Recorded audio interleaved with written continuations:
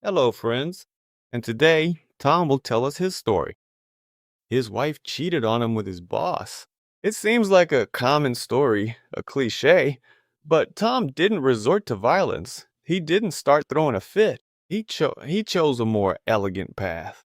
Let's listen and find out. Let's go. Look, I'm going to tell you something, and I need you to believe me when I say I wasn't even trying to eavesdrop. I was just standing by the hotel bar in Boston, waiting on a gin and tonic, checking the score on my phone because our sales conference had been dull as a church basement all day long. That's when I heard her. My wife, Carrie, laughing that loud laugh she does when she thinks she's being clever. See, she'd flown in to meet me for the weekend. It was supposed to be a little getaway after the conference wrapped. She was 20 feet behind me in the lobby on her phone, and she had no idea I was there because I was supposed to still be upstairs in the closing session. I'm telling you, Tommy has no clue, she was saying.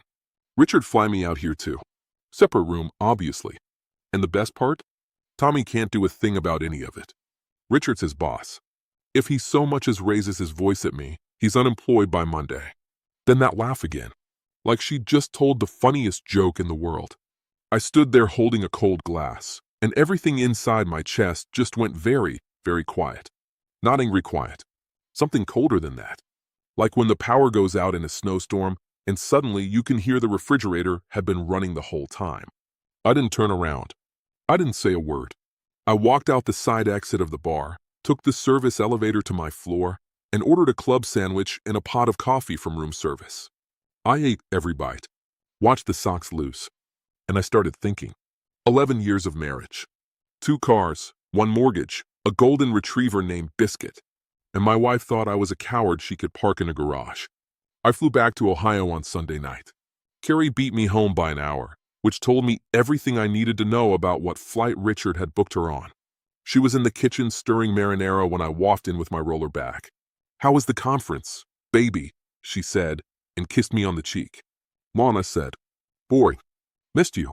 I set down my bag, scratched Biscuit behind the ears, and complimented the lasagna before it was even out of the oven. I asked about her book club. I asked if her sister was still mad at their mother. I was the best husband in the state of Ohio that week.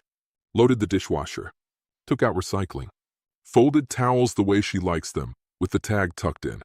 And while she slept, I got to work. Her tablet was sitting on the nightstand, still logged into everything. I'm not a hacker. I don't know a firewall from a pool noodle. But I know how to take screenshots, and I know how to email myself things from a device that trusts me. Messages between her and Richard going back about 4 months. Hotel confirmations. One photo I wish I could scrub out of my brain with steel wool. In her purse, on Tuesday, I found a room receipt from a boutique place in the Back Bay. Paid on a card I'd never seen before. I photographed it and put it back exactly where I found it, corner bent the same way. Then I went looking for Meredith, Richard's wife. I'd met her exactly twice, both times at the company Christmas party, and both times she'd been nice to me in a way that felt genuine. Meredith was a pediatric nurse who volunteered Saturdays at a no-kill animal shelter outside Columbus. Her Facebook was wide open. Pictures of her with rescue dogs, with her 2 teenage boys, with her mother in a wheelchair. I sat at my desk in the basement at 2 in the morning and wrote her a letter. No anger in it. No cursing. Just dates, places, and a simple sentence at the top. "I'm so sorry to be the one telling you this, but I think you deserve to know." I printed everything out, slid it into a plain manila envelope, and hid it in the bottom of my fishing tackle box where Carrie had never in her life been curious enough to look. Saturday morning I told Carrie I was going to look at a rescue dog for a buddy at work whose kid wanted a puppy for her birthday. Carrie didn't even glance up from her phone. "Have fun," she said. The shelter was one of those converted barns out past the highway, gravel parking lot, the smell of hay and wet fur hitting you before you open the door. Meredith was behind the front counter in a denim shirt, hair in a ponytail, laughing at something a volunteer had said. When I walked in, she recognized me after about 2 seconds, and her face did that thing where it goes from friendly to confused to carefully polite. "Tom," she said, "what are you doing all the way out here?" I put the envelope on the counter between us. My hand wasn't even shaking, which surprised me. "Meredith," I said, "I'm really sorry. I didn't know what else to do with this, and I thought about just burning it and pretending I never saw any of it. But I kept thinking about if it was the other way around. I'd want somebody to tell me. She looked at the envelope, then at me. "What is this, Tom?" "It's about Richard," I said, "and my wife." I didn't wait around. I told her I was truly sorry, that I wasn't going to confront him, that she could do whatever she wanted with it, and I walked back out to my truck and drove home the long way, past the cornfields, with the radio off. 72 hours. That's how long it took. Tuesday afternoon, HR walked Richard out of the building with a cardboard box. The rumor on the floor was corporate ethics, some kind of relationship violation involving a subordinate spouse, which apparently triggered about 4 different policies in our employee handbook. I stood by the coffee machine looking as shocked as everybody else. One of the account managers actually said, "Man, Richard, who would have thought?" I shook my head and said, "You just never know about people, do you?" 2 weeks later, HR called me into a conference room on the 4th floor. They offered me Richard's job, Director of Regional Sales, a raise that made my ears ring a little.